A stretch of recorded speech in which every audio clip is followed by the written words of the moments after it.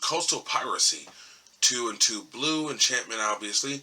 Whenever a creature you control deals combat damage to an opponent, you may draw a card.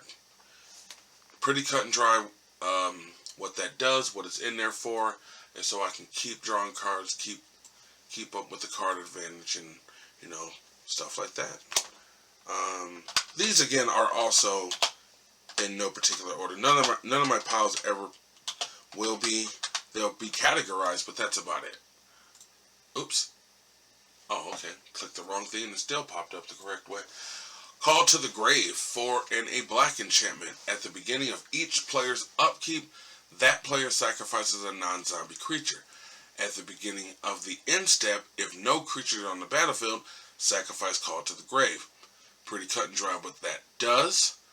I have played this before and had to sacrifice one of my non-zombie creatures, but it's sometimes you got to do that to get rid of the, like I said, that hexproof stuff, shroud, and indestructible and stuff like that.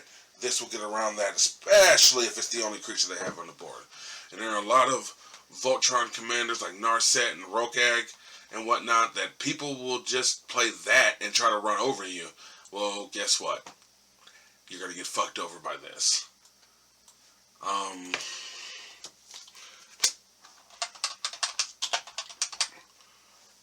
Next here we have Grave Betrayal, 5 and 2 black enchantment. Whenever a creature you don't control dies, return it to the battlefield under your control with an additional +1/+1 counter on it at the beginning of the next end step. That creature is a black zombie in addition to its other types. Hefty mana cost, but when it does hit the battlefield, I do like it. I'm making people sacrifice stuff. I'm killing stuff. Again, once we get into the sorceries and the instants, you'll see all that. But, yeah, pretty cut and dry what that does. Your creatures die, they're mine. Unless it's something that once it hits the graveyard, it gets shuffled back into your library or exile it instead. Or, something like that. Actually, I wonder how that would work with that. I know the exile one won't work, but creature you don't control dies, return. But, I'll have to look into that. See which one takes priority. This or them shuffling it back into the... But I think it's them shuffling it back into the library. And next, a zombie classic in my personal eyes, Endless Ranks of the Dead. 2 and 2 black enchantment. At the beginning of your upkeep, create X 2/2 black zombie creature tokens where X is half the number of zombies you control rounded down. This, don't get me wrong, in the beginning, depending on how many zombies you have down, obviously, when this hits the battlefield, it might start off a little slow. But if it stays on the battlefield for, I'd say, 3-4 rounds, if the game's not over already, you're going to have a lot of damn zombies on the battlefield. Ooh, another one that's been a zombie staple in my eyes ever since the card came out. If you have blue-black zombies, who's not running this? Well, I can't say that, because not everybody owns every card. Let me not sound cocky like that, because I actually hate when people say stuff like that. So let me take that back. Rooftop Storm, 5 and a blue enchantment. You may pay nada, 0, rather than pay the mana cost for zombie spells you cast. High cost, but great reward. Just pretty much getting empty, and Lord forbid you get to sacrifice and all that stuff, and you get to just keep constantly drawing cards. Yeah, you're going to empty your mitt real fast, and refill it, might I add. But yeah, great one.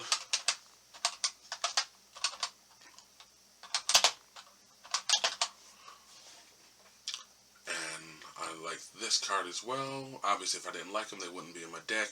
But then again, sometimes you do make decks with just what you have, and if sometimes what you have is good enough, sometimes it's not. You just got to keep working on it until you get it to where you want it to be.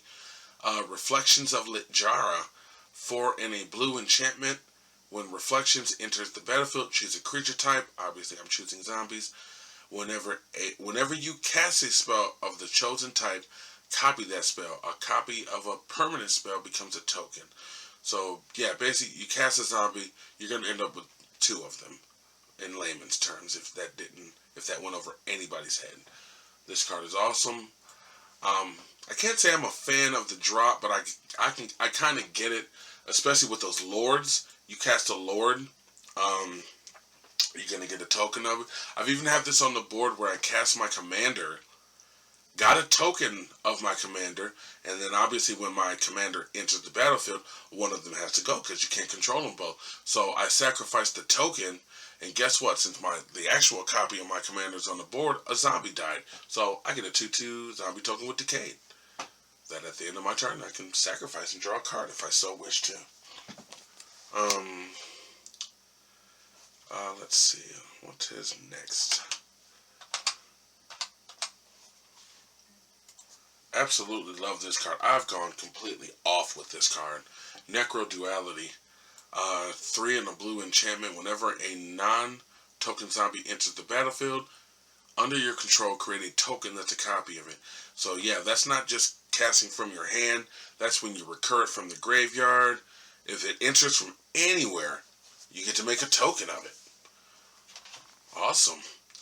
I've done this with my commander before too. I had it entered, made a token,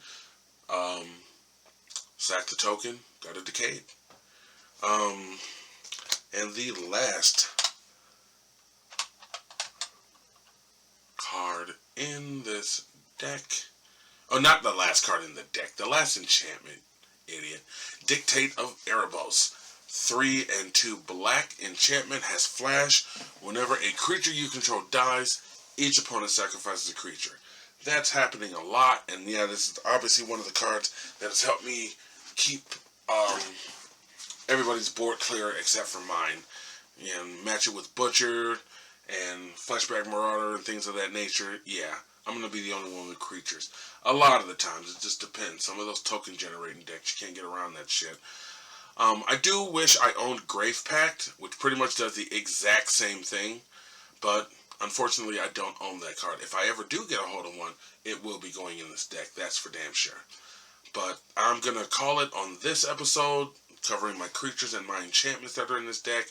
On the next episode, I will cover my sorceries, and depending on how many there are in there, matter of fact, I'm looking at my piles right now. I may just cover my sorceries and my instants at the same time. So, until then,